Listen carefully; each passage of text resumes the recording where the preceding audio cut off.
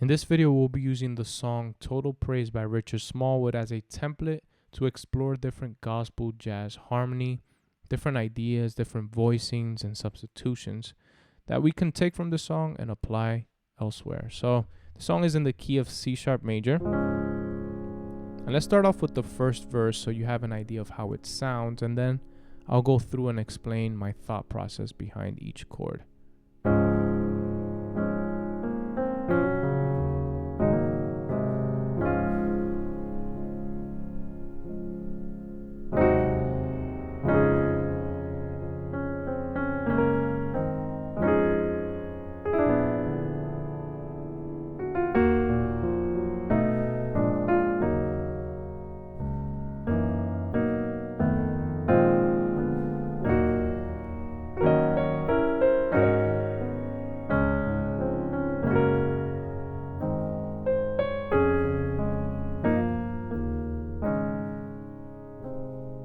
So let's stop right there and go through my thought process. We started on the 1.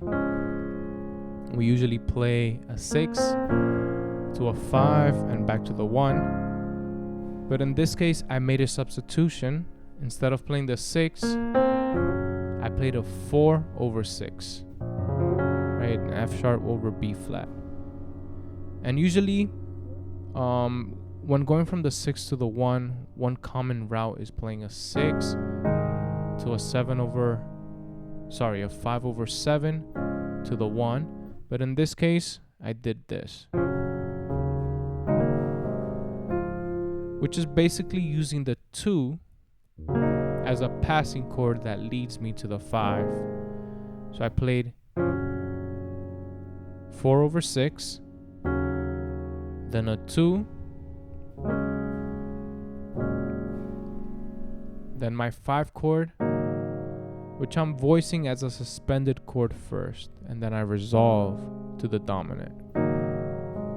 Now this suspended chord is one of my favorites, and it's really easy to memorize. All I'm doing is I'm playing my 5 as a suspended 4 on my left hand, and my right hand is playing a minor 2, an E flat minor, in first inversion specifically, right? And all I do is resolve by moving these 2 notes down here, and we're back to the 1. And something you'll notice is that all of these chords will attempt to maintain the melody of the song, right? That's the most important part, at least to me. I want that even though I'm playing different chords, I'm switching the chords around, I want to maintain the actual melody of the song. So we went to the 1. The next chord is just a 5 over a 2. It's a different voicing for the 5, but if you break it down to the actual notes of the chord, we're just playing an A flat 7. We go up to a 1 over 3. Simple, right? Just a C sharp over F to land on the 4. Back to the 3. And then this is where things change a little bit, right? Usually we would go to the 6 as our passing to the 2, right? It goes,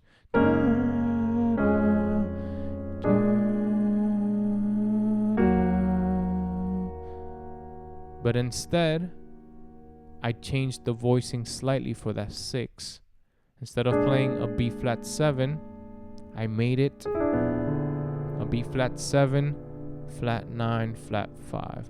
Now this chord is just an upper structure triad. What that means is that we're playing the dominant chord with a triad on top. The triad in this case is E major.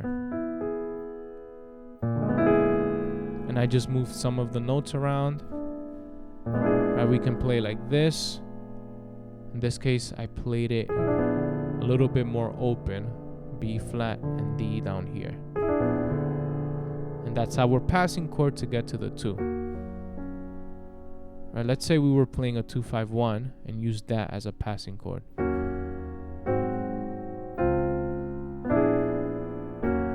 Right? That would be our passing chord to the 2. Now there's a whole bunch of other passing chords coming up. In the song, this next portion goes.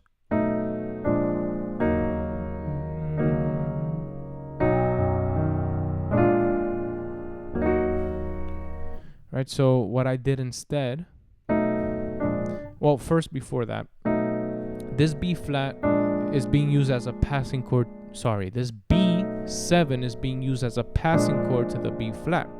Why does that work? This B flat is actually a tritone substitution for, if we go to the tritone of B, we have F. And this F is actually the secondary dominant of B flat. That's why it works. It's the 5 of the destination chord being used as a passing chord. Right? Almost like a 2-5-1, a minor 2-5-1. But instead we substitute the 2 for its tritone.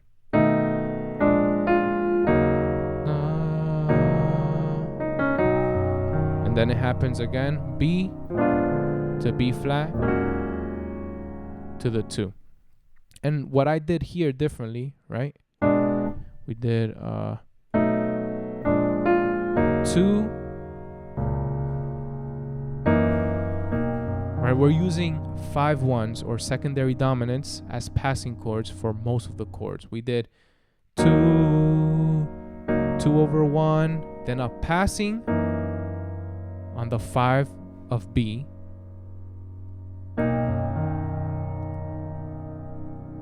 and then another passing on the 5 of B flat to get to B flat, which in this case we'll change, we'll substitute. So once again, 2, passing, destination, passing, destination. And here we're doing the same concept that we did on that 5, right? The only thing is that the resolution is a little bit different, but we start off the same. It's a B flat 9 sus 4. We resolve to a B flat 7 flat 9. It's actually easier.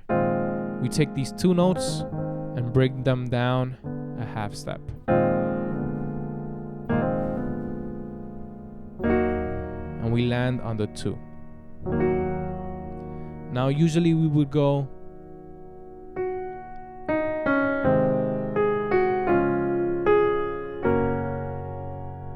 for the next portion of the song, right? We go 5 over 7 to the 1 to the 4. But in this case, there's a movement I actually learned from Joe Pryor when he was playing this song, which sounds something like this. He does.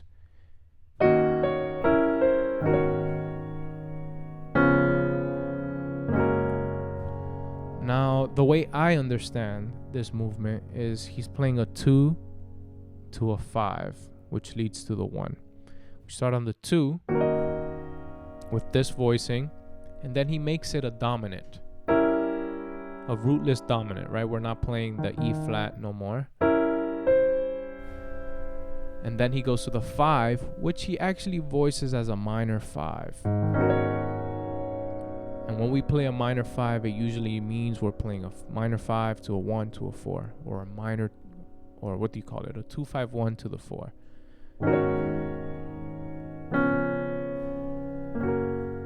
Right? Let's say we were in F sharp. That's a 2-5-1.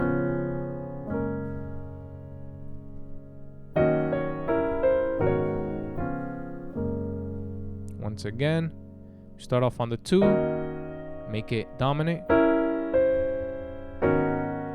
play a 5. In this case, the voicing is a minor 11th voicing. Play the 1, and we're down to the 4.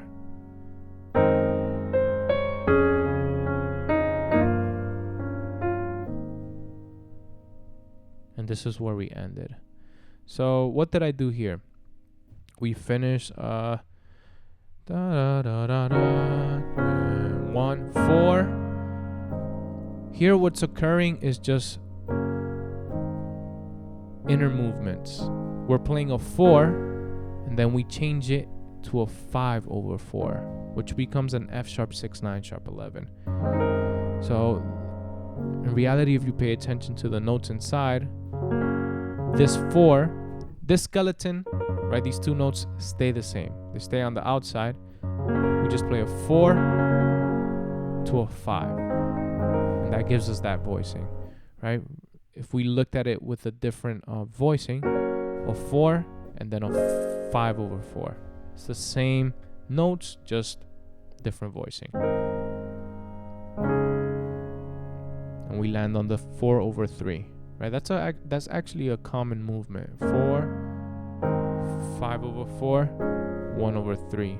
And then usually it would go to a 6, 2, 5, 1.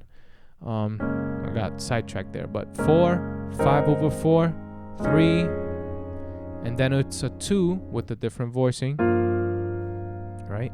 This is an E flat major, or sorry, E flat 7. We're just voicing it like this.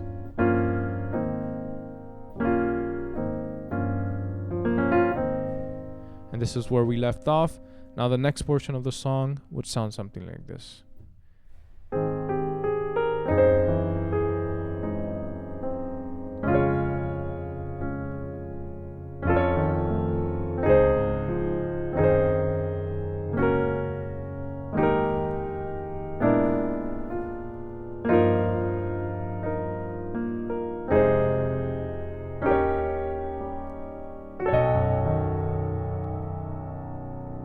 Let's stop right there and explain what I did. So we ended off on the 5, and this is actually a movement from the original, right? Where it goes to a 5 over 4, same concept as before. But the only difference I do is the 4, I add a dominant 7th there, just to give it a bit of a dissonance. And if we combine those, we actually get this chord. It's an F sharp, what do you call that? An F sharp 9 or F sharp 13 sharp 11. Right, we have the 13 and we have the sharp 11th. Here's the sharp 11th, and the 13th is, where is it? Right here. Okay? I'm just playing inversions of that A flat. We go to the 1 over 3, very open. It's a bit of a stretch. And then this next chord, another chord that I love, very stretched. It's an F7 sharp 5. And I like thinking of this chord as sort of a cousin of this C sharp augmented, right? We're doing da, da, da, da,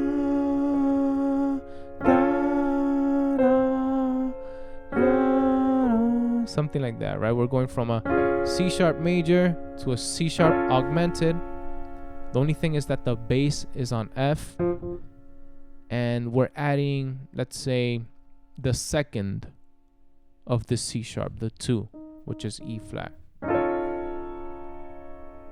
And over a bass of F, or the 3, we get this sound. So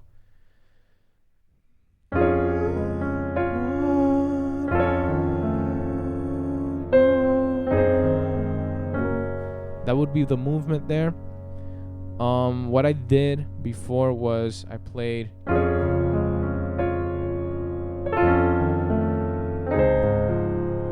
I changed the voicing for that part of the melody. I just went to a regular C sharp major 9 to land on that 5 over 4, which we resolve to a 4.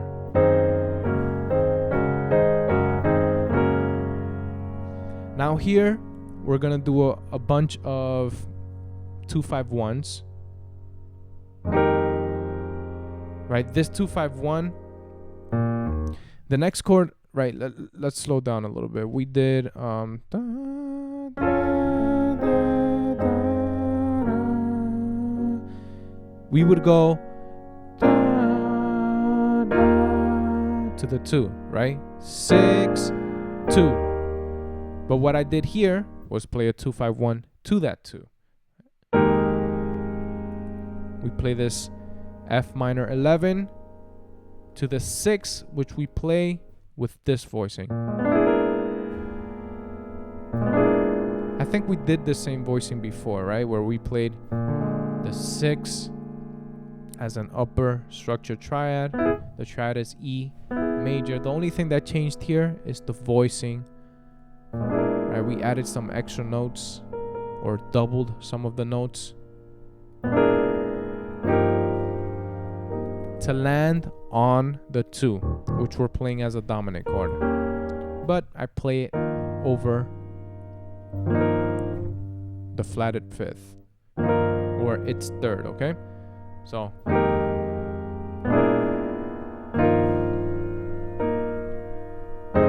we play the minor 3 to the major 2 or dominant 2. And then this chord, it's completely out of the scale. It's a B9. Now, the way I think about this chord is I'm playing the minor 4 as a minor 6, and my left hand is going to play a flatted 7th, which is, right, this is the 1, flatted 7 would be a B. And I play it as a major open voicing.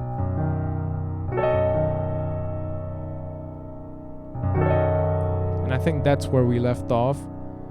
Now this section of the song is going to the chorus, and what we play here is, it sounds something like this.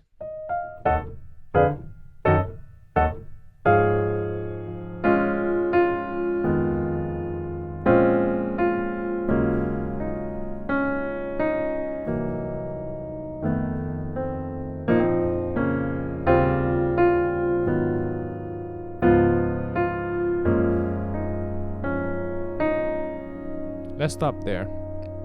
So we played this gospel movement, very popular in gospel, where we go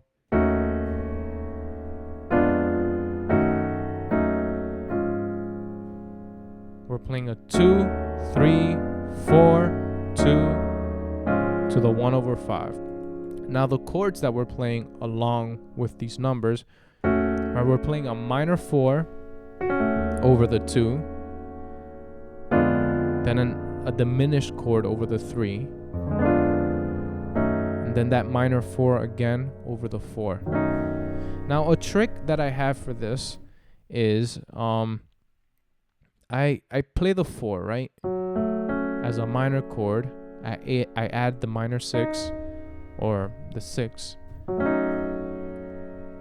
and then I go up 2 half steps and I play a diminished chord, a diminished 7th chord, and then I repeat that first chord but up an inversion, and then I repeat the diminished chord up an inversion, and I repeat that process.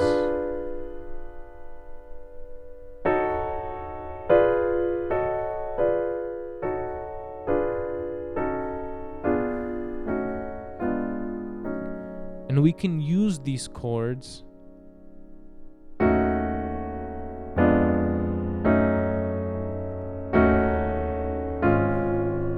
as part of the walk up, right? We can start anywhere. We can start here or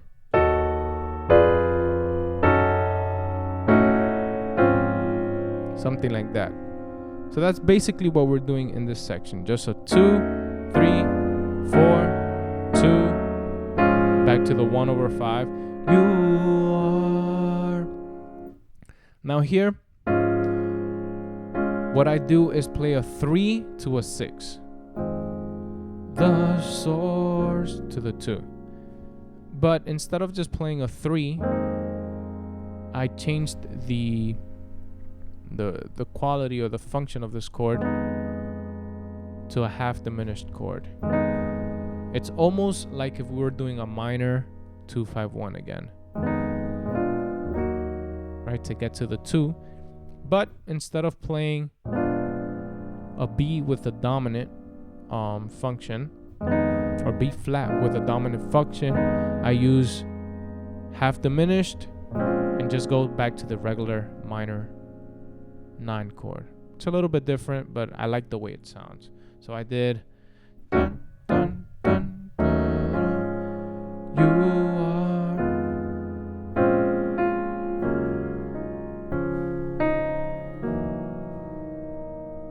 Now these chords here, very common in gospel. We played 2 to the 1 to the 7, which we're playing as a,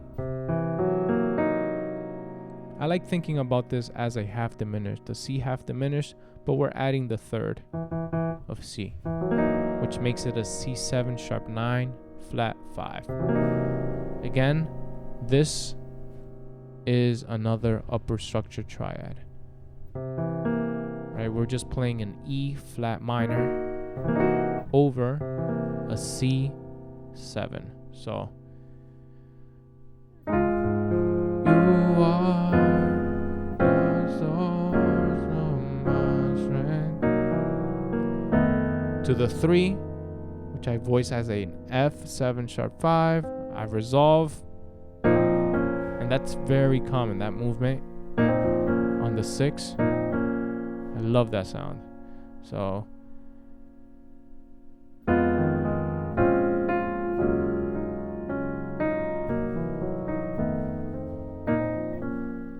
then we go to the 2, voice it as a 13th chord, then to the 5. We're just going through the circle of fourths now.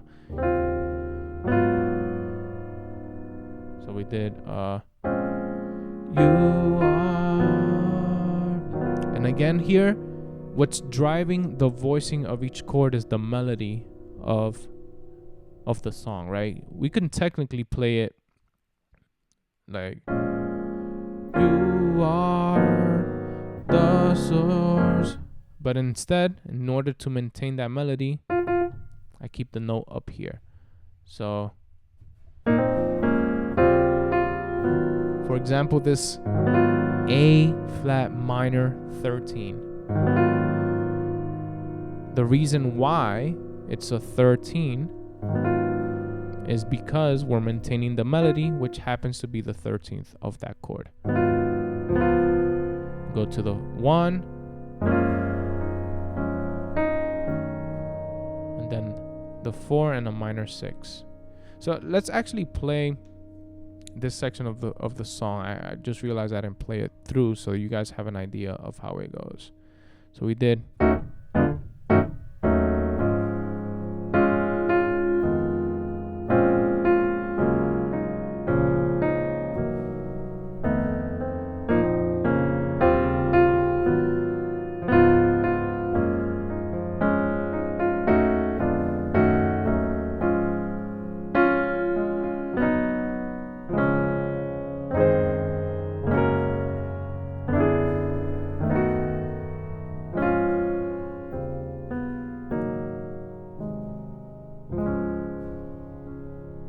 and a different variation I actually have for this same section. It goes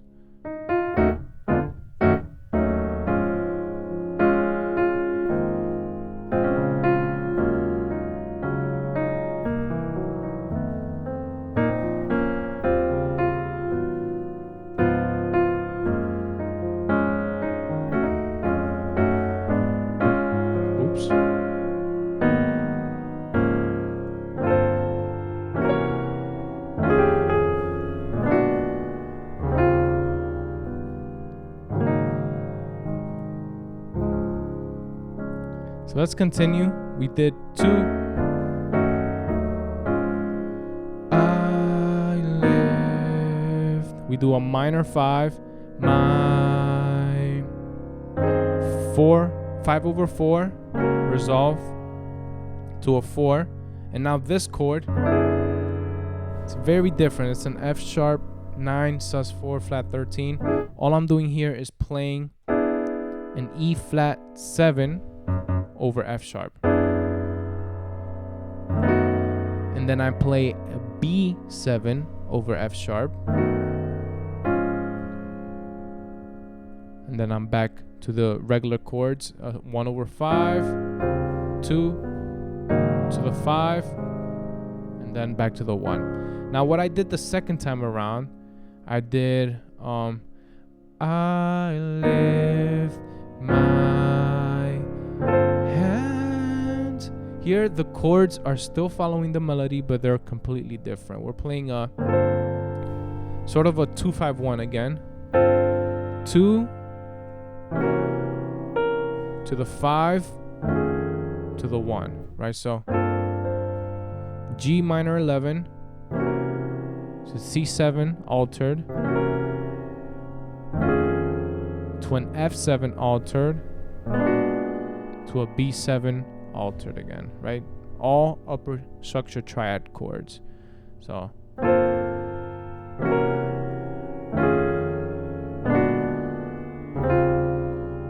and that's technically just a flat 5 to a 7, 3, 6 to the 2, and then the 5, and we land on the 1. And then the end of the song goes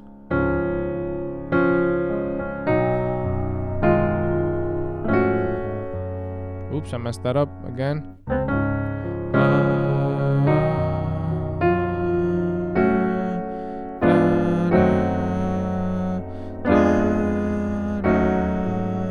I may have jumbled up the chords.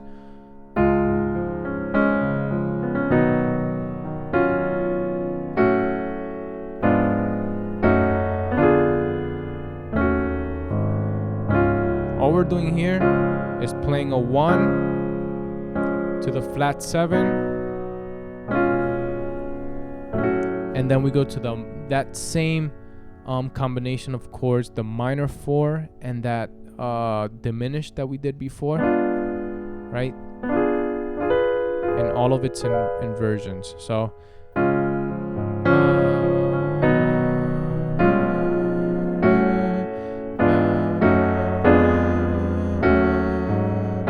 slowly, minor 4, diminished, minor 4, diminished, minor 4, and back to the 1. And then a variation we can do here is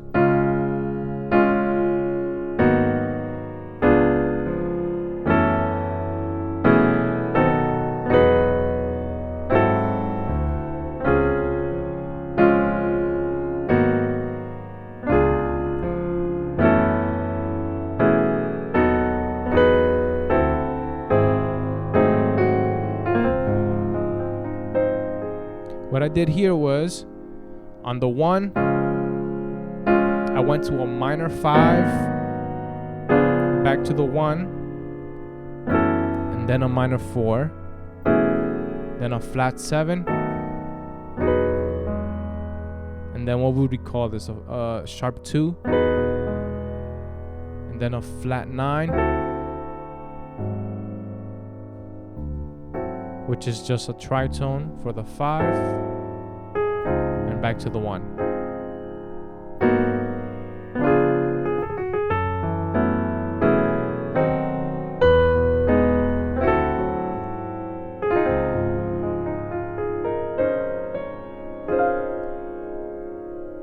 And that's basically the whole song, with a bunch of different additions that we can learn from and apply to other songs. So hopefully you were able to learn something. I'll play the whole song now without any interruptions, and I'll include a MIDI file in the description down below. And by the way, I have a gospel course where I teach a bunch of gospel jazz progressions that we can use and expand our vocabulary with. So check that out in the description below as well. And if you like this video, leave a like and subscribe.